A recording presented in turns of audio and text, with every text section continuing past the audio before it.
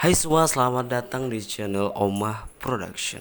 Di kesempatan kali ini aku mau nge-review sebuah gear yang udah ada di samping kita saat ya, Canon 60D. Oke teman-teman, kamera ini sebenarnya baru juga termasuk aku pakainya di tahun 2023 ini. Sebenarnya kalau mau dibilang make Canon udah dari kapan? Dari 2016 atau 15-an itu aku udah make brand dari Canon. Dan kenapa pilih Canon? Karena yang pertama itu harganya cukup terjangkau. Di kelas entry levelnya itu murah-murah banget dan banyak pilihannya dari 1200, 1100, 1300 yang mungkin harganya cukup.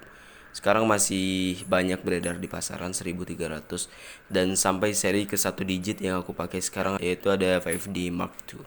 Dan kenapa aku mau bahas si kamera 60D ini? Karena di sosial media aku ngelihat banyak banget orang yang nyindir ini kamera. Maksud daripada nyindir itu kayak banyak banget ternyata user-user 60D ini ternyata di tahun ini masih banyak yang menggunakan kamera 60D ini, termasuk aku pribadi.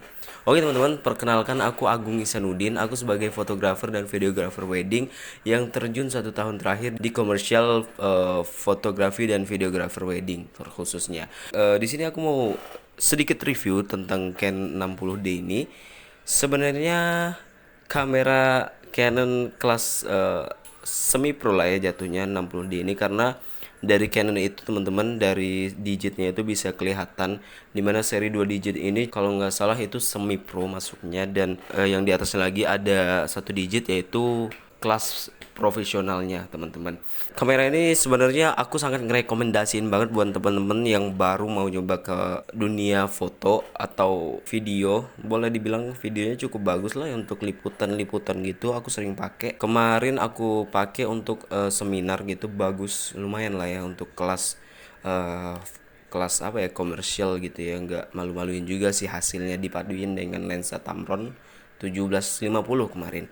WTO saya pikir, dan juga mungkin langsung datang ke secara bilateral gitu ya ke masing-masing negara yang memiliki kepentingan dengan sawit Indonesia gitu. Bapak Ibu bisa lihat bahwa petisi yang dibuat oleh masyarakat di negara maju terkait dengan palm oil Indonesia itu sangat banyak dan ditandatangani juga. Nah sekarang aku udah ready body only-nya, dan ini kemarin teman-teman aku dapat di harga 2 juta dengan lensa kit, dan tentunya itu adalah produk bekas dan gak ada lagi produk yang baru karena ini udah discontinuous dari Canon-nya sendiri.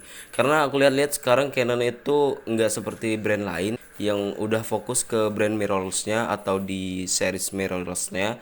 Di Canon pun dari DSLR itu sendiri masih ternyata masih update dengan seri-seri 200D atau sekian, mereka masih masih upgrade di DSLR-nya jatuhnya seperti itu teman-teman. Aku nggak tahu kalau ada brand yang lain. Yang jelas menurutku di Canon ini yang cukup up to date untuk kelas DSLR-nya teman-teman. Sekarang kita akan bahas tentang kelebihannya teman-teman. Kelebihan yang pertama yaitu kameranya murah. Sebagai profesional videographer ataupun fotografer wedding ini udah cukup menurut kayak dengan harga 2 jutaan, atau mungkin kalian bisa dapat di angka 2 jutaan ke atas karena saya hoki kemarin dapat di 2 jutaan dengan lensa kit. Itu menurut saya udah cukup banget untuk perweddingan. Ya kalau mau lebih bagus sedikit fotonya, kalian harus berani invest ke lensa-lensa 50 mili ataupun 35 mili. Tapi saran saya kalian invest ke 50 milinya aja teman-teman. Kenapa saya ambil series 60D ini? Karena yang kedua ya, selain harganya murah, yang kedua itu udah ada fitur Kelvinnya. Karena sebelum dari 60D ini saya adalah user 600D, dimana itu weight balance-nya itu sangat terbatas. Iya, cuman gak ada fitur Kelvinnya doang. Jadi saya upgrade ke sini untuk mendapatkan fitur Kelvin dan dynamic range yang ternyata berbeda dengan 600D. Karena 600D itu masih masuk ke kelas entry level ternyata teman-teman. Aku user dari 1200, 1100, 550D, 600D, dan itu doang sih untuk kelas entry level kalau nggak salah. Ya itu doang. Dan ya sekarang aku pakai 60D. Sebenarnya adik dari 60D ini ada 70D, ada 80D yang terbaru, dan ada 90D kalau nggak salah. Ya seperti itulah. Dan di bawahnya ini ada 50D, yang mana 50D itu nggak ada fitur videonya. Dan lanjut teman-teman, kelebihan yang kedua ini ada vari angle ke variangle apa ya namanya variangle flip screen ya, variangle screen ya. Ini tuh sebenarnya jadi nilai plus banget buat teman-teman yang mau pakai Canon, karena kita bisa dapetin angle-angle yang sekiranya susah, karena kayak 5D saya itu kan layarnya nggak bisa dikemana-manain, jadi kita kalau mau ambil low angle kayak gini itu sangat susah, ataupun eye level kayak gini susah banget teman-teman. Nah, lanjut dari kelebihan kamera ini 60D. Kelebihan yang ketiga aku rasain itu lensanya cukup murah-murah teman-teman. Apalagi kita bisa ngedapetin lensa bekas dengan kualitas yang masih bagus. Kayak kemarin aku dapet lensa Sigma 1770 mm di harga 800 ribuan doang teman-teman.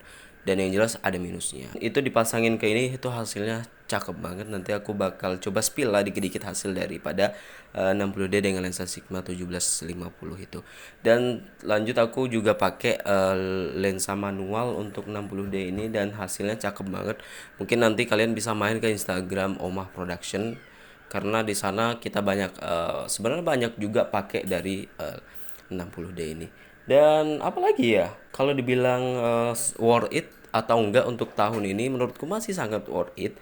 Apalagi teman-teman yang kerjanya di bidang video liputan, ini sangat rekomendasi banget.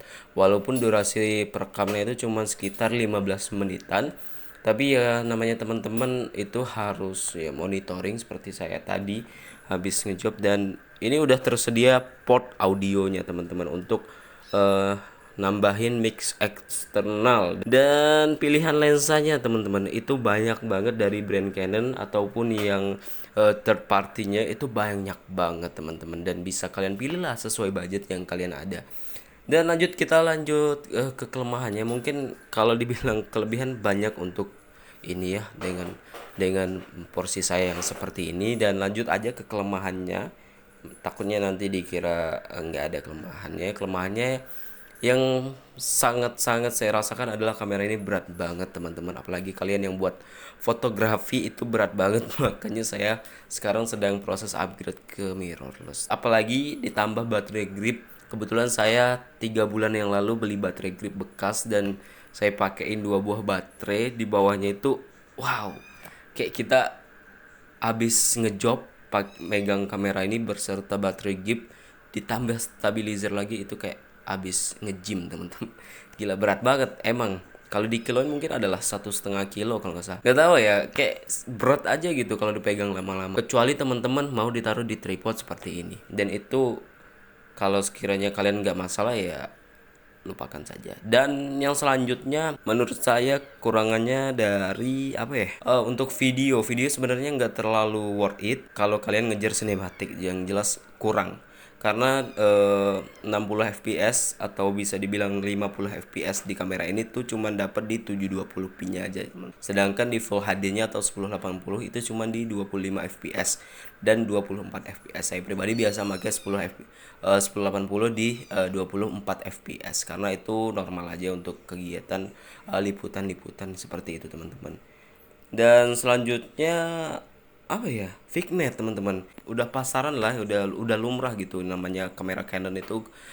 DSLR itu sering Fignet dari series 600D 1200 ataupun 341 digitnya itu sering banget yang namanya Fignet. Bahkan dua kamera Canon saya yang ada di rumah ini itu Fignet semua teman-teman.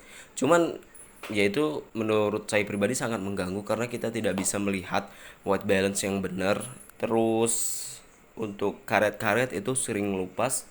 Dan itu aja sih sebenarnya, nggak bisa komen banyak untuk kamera ini karena udah cukup lah ya untuk kebutuhan aku sebagai komersial fotografi dan videografi.